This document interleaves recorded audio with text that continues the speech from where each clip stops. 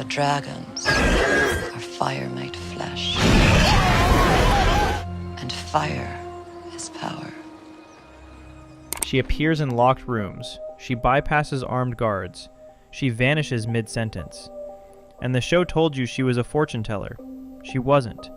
She was the most dangerous intelligence operative in the entire Game of Thrones universe.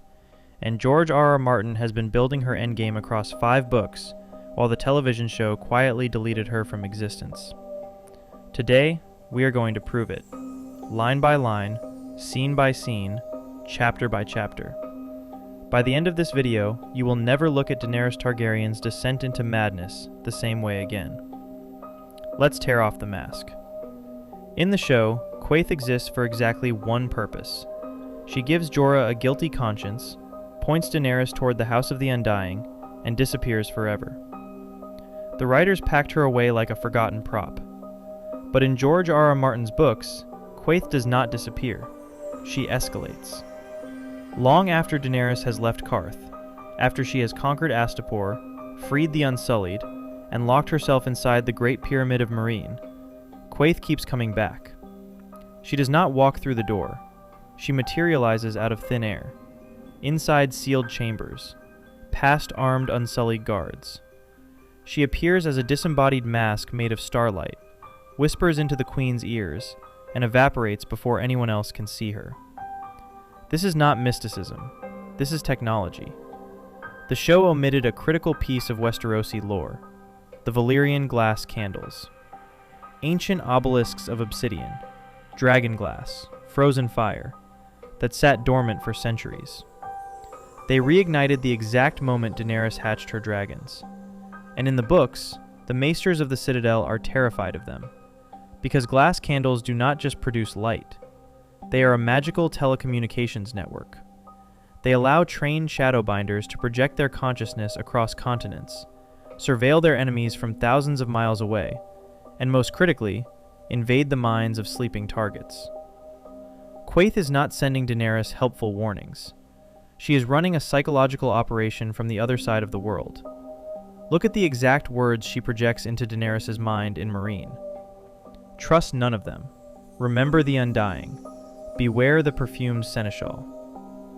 Behavioral psychologists call this systematic trust disruption, the deliberate, sequential destruction of a target's confidence in every person around them, until the manipulator becomes the only trusted voice remaining. It is the foundational technique of cult isolation, hostage conditioning, and long-term psychological control. Quaithe is not a helpful advisor. She is executing a Manchurian Candidate protocol on the most powerful woman in the world.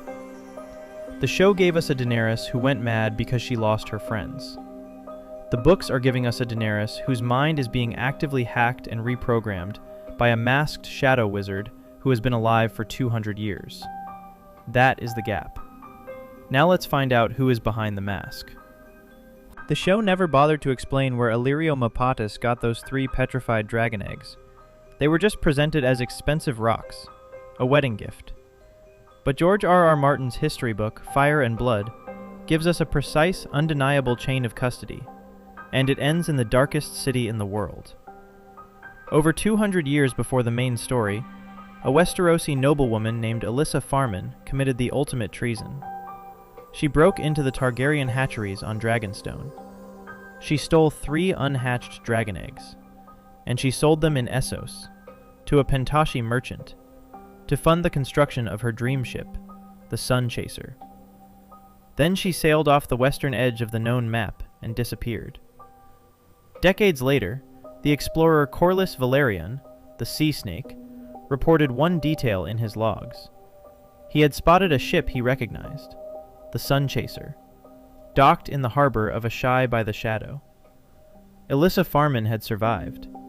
She had reached the darkest, most magical city in the world, and she had 2 centuries to learn what was practiced there. Now consider the symmetry. The 3 eggs Alyssa stole eventually found their way, through Pentashi merchants, through Illyrio's vault, directly into the hands of the girl who hatched them. If Quaithe is Alyssa Farman, her behavior is not mysterious.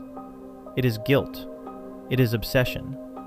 It is a 200-year-old fief, watching the dragons she unleashed upon the world finally return, and desperately trying to control the damage she caused. Look again at the most famous riddle she gives Daenerys in the books. To go north, you must journey south. To reach the west, you must go east. To go forward, you must go back. Scholars have spent years treating this as a mystical prophecy. But if Quaithe is Alyssa Farman, it is not a prophecy at all. It is a navigation route. The exact circumnavigation she sailed to reach Ashai. She is telling Daenerys, I sailed off the edge of the map to find the truth. You have to do the same. She stole the eggs. She is trying to redeem the theft.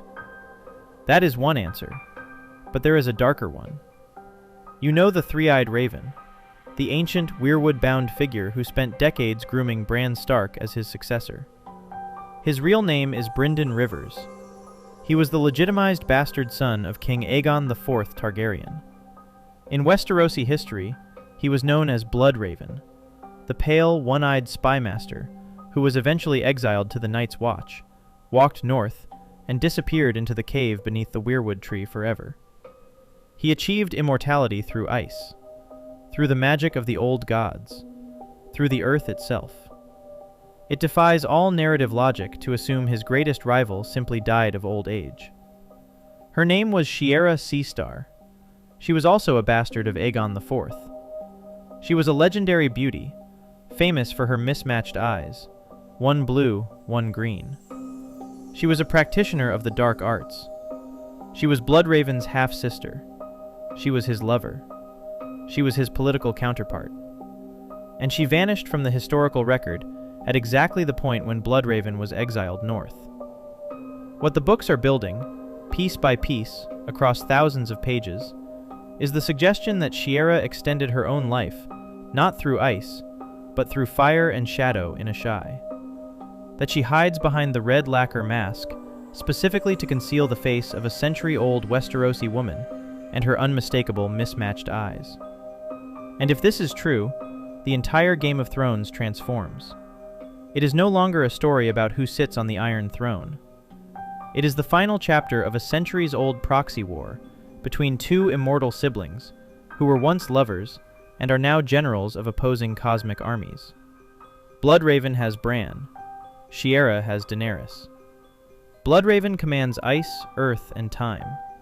Shiera commands fire, shadow, and dragons. When Quaithe tells Daenerys to remember who you are, she is not offering encouragement. She is triggering a Targaryen activation code. She is commanding the ultimate biological weapon to arm itself. The show called it madness. The books call it programming. And if the proxy war theory is the darkest layer, it is still not the bottom. Ashai by the Shadow is not a normal city. It is a metropolis of impossible proportions, built entirely from oily black stone that absorbs light like a wound. Animals cannot survive inside its walls.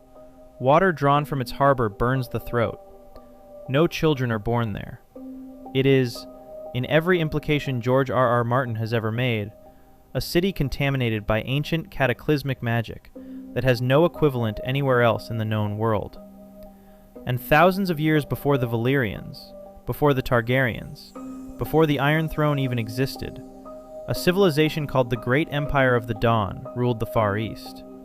They were the original Dragon Lords, the original wielders of fire magic.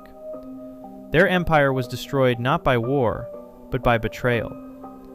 A wicked king murdered his own sister, the Amethyst Empress, the rightful ruler, and replaced her worship with the cult of a black meteor that fell from the sky.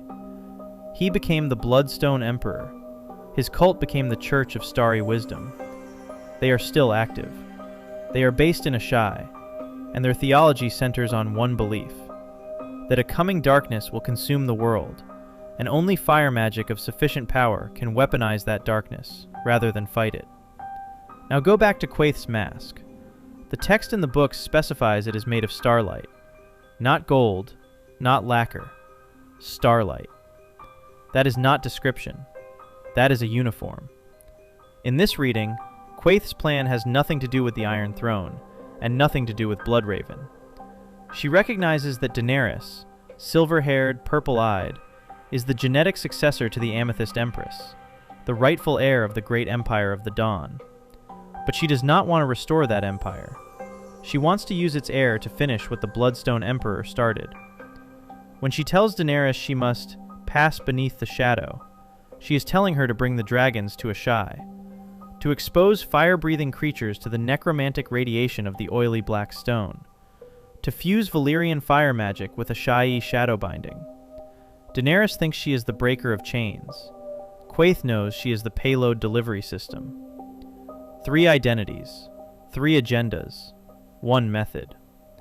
Whether Quaithe is a 200-year-old thief attempting to undo her greatest mistake, an immortal ex-lover deploying a fire weapon in a war of cosmic magic, or a high priestess of a death cult programming her messiah for the end of the world, she does the same thing every time. She appears uninvited. She induces paranoia. She severs every trusted relationship Daenerys has, and she positions herself as the only voice left. Psychiatrists have a term for this: coercive control through reality distortion. The systematic dismantling of a person's external support network until they become entirely dependent on their abuser's narrative of the world. The show told you Daenerys went mad because she was lonely. The books are telling you she was made mad. Deliberately. Methodically. By a masked woman who has been planning this for longer than most civilizations have existed. Every warning Quaithe gives Daenerys is real. Every threat she names is genuine. But the greatest threat to Daenerys Targaryen was never a lion, a kraken, or a mummer's dragon. It was the woman who told her not to trust anyone, and then became the only one she trusted. The Red Mask was never hiding a face. It was hiding the fact that the game was rigged before it even began. Now go back and watch that Season 2 scene. The moment where Quaithe turns and walks into the Qarth crowd. Watch how she moves. She does not exit. She dissolves. You are not watching a person leave. You are watching a projection end. Which identity do you think is hiding behind the Red Mask? Is Quaithe the thief who stole the eggs and came back to fix her mistake? Is she the immortal ex-lover of the three-eyed raven, fighting a century-old proxy war? Or is she something darker? A high priestess who has been building a Lovecraftian weapon out of a teenage girl? Drop your theory below. This is one debate I genuinely do not know the answer to. And if you want more of the deepest, most deleted storylines in television history, broken open frame by frame, hit the like button and subscribe, because we are just getting started. Until then, stay cult.